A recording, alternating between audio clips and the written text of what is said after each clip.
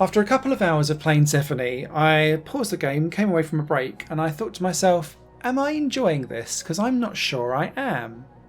And when I came back, I played another few hours over a couple of nights and came away with exactly the same question again. Am I enjoying this? Because I'm not sure I am. And it's the question that plagued me throughout the entire experience of playing Sephonie, because it's got some great ideas and some interesting gameplay elements and a quite engaging story that unravels itself on layer upon layer through some unique and interesting ways.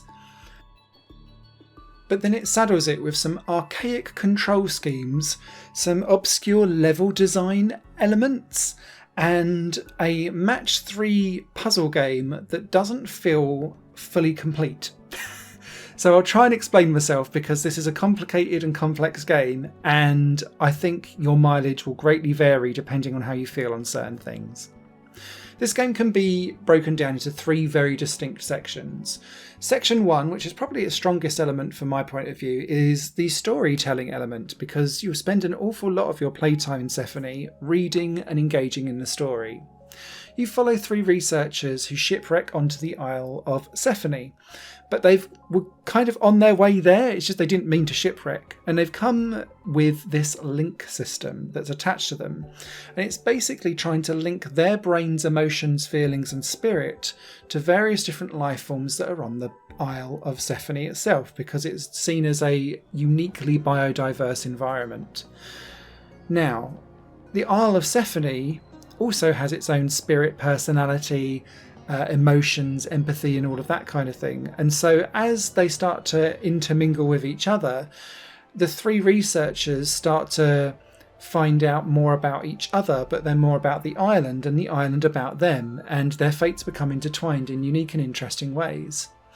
This starts off quite abstract to begin with, but slowly over time you start to see that individual characters have their own bespoke levels that they start to have to traverse for, as the island starts to recreate fragmented memories from their childhood out in front of them, for them to like emotionally explore key moments of their life that got them to where they were. I think it's a fantastic idea, and it's really well executed, particularly when it starts to make custom levels around specific characters to mine their past and get more under their skin of their personality, because it fleshes out the characters themselves as well, as they all start off quite interchangeable to begin with. And some of that's by design, because you can play as any of the 3 of them at any one time. They all have the same athletic ability and they have like no special skills, so you can just choose whichever one you fancy and run around with them. That's the strongest element of it. The second element, and the next kind of chunk of time that you'll spend with the game, is all around the 3D platforming parkour side of Sephonie. This is where my main frustrations come in. Each of the cave systems that you have to traverse, or the personalised level, or on the surface as you're like diving around waterfalls and climbing rocks, all of that kind of stuff, you play as characters that unlock more and more skills as you connect with more and more characters or animals or biodiversity as you go through the game.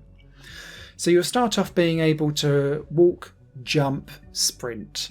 Then very quickly you'll gain the ability to wall run and double jump. And this then means that you'll be able to jump with one button, then do like an extra boost bounce by pressing one of your triggers.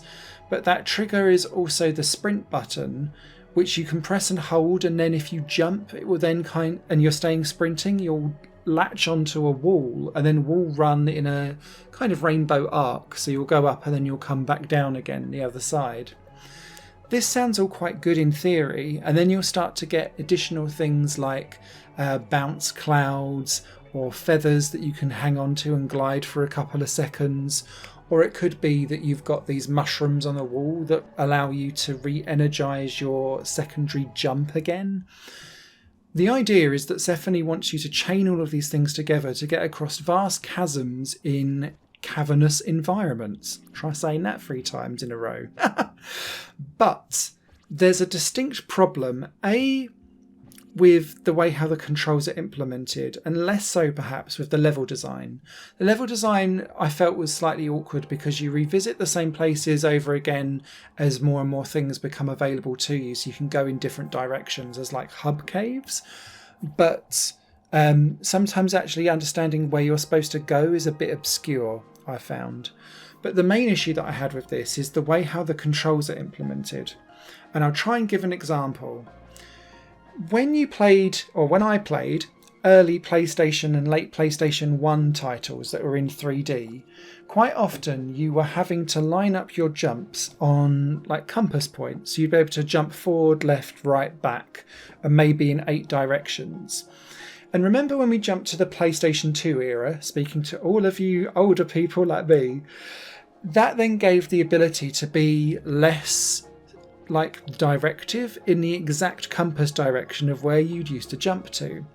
And then we'd have like a specific example, Tomb Raider Angel of Darkness, where this hadn't caught on, and so you would be running around quite happily, fluidly, and then when it came to lining up a jump, you'd have to like sidestep and then go forward and go for it.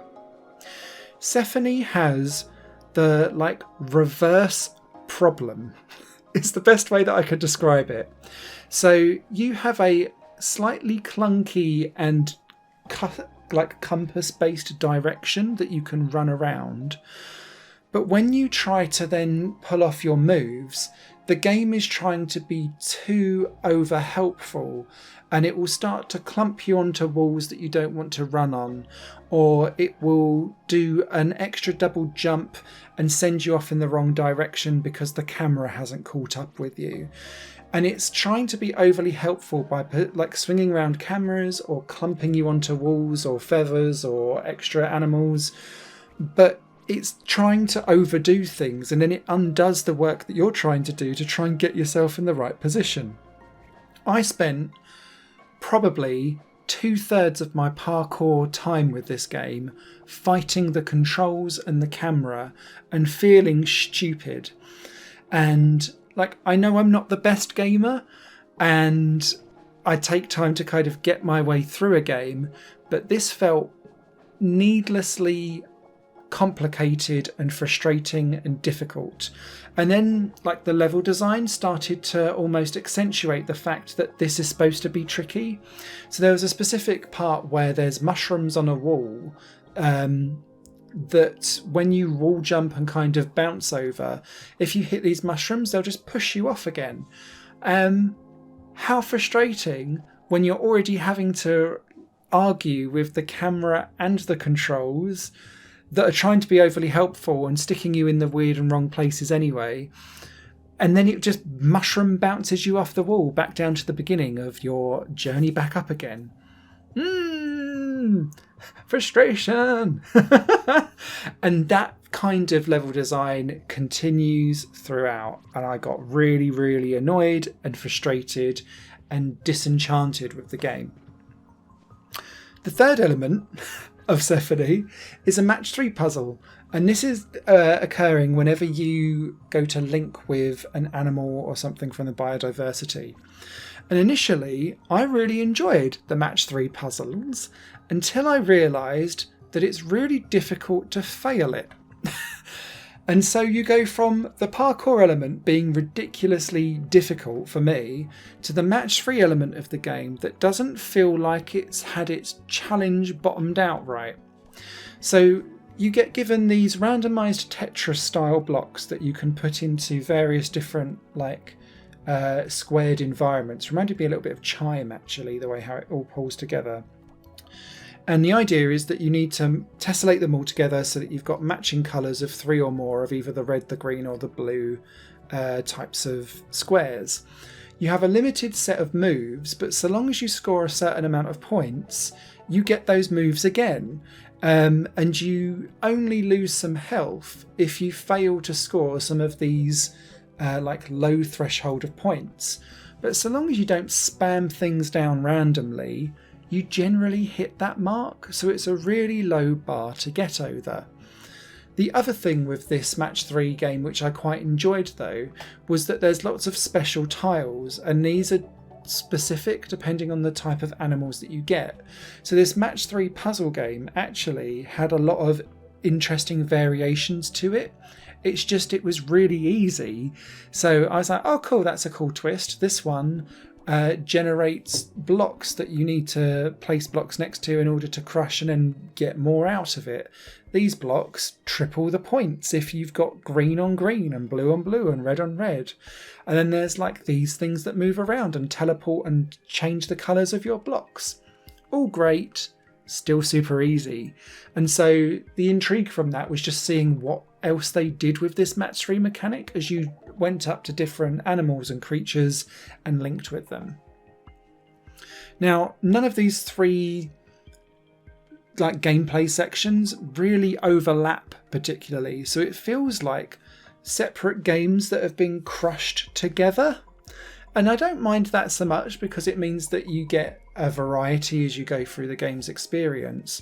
But it's just, you've got this really like in-depth, emotionally charged but slow burning story going on where you're like, I feel meditative and really engrossed and interested in this story, to then rage scream your way through some parkour platforming that feels like it's just out to get you, to then go, this is interesting, this match 3 puzzle, blop, blop, blop, blop, blop. Oh, I've done it, but it goes on for 5 minutes, so it's like an easy kind of mindless dropping of blocks. Back to interesting puzzle or parkour again. And it just feels really stilted. So I hope that kind of explains why I constantly thought, am I enjoying this? Because I still now do not know if I really did. I stuck with the vast majority of the game. I must give a full disclosure, I have not completed it and finished it. However, I have completed the majority of the game and feel quite confident in my opinion that this one probably just isn't for me, unfortunately. So yeah, written review will be over on higherplayinggames.com. If you've got any comments or questions or alternative opinions, I'd really like to hear them down in the comments, because when I was looking at how other people have reviewed this game, largely it's been quite positive, so I feel like I'm in the minority of people that didn't really gel with this game. So please do pop down in the comments if you've got alternative opinions. My opinion is no better than anyone else's, it's just mine. Take care. Higher Plane Games is part of the Higher Plane Network, a completely independent media outlet supported by people like you.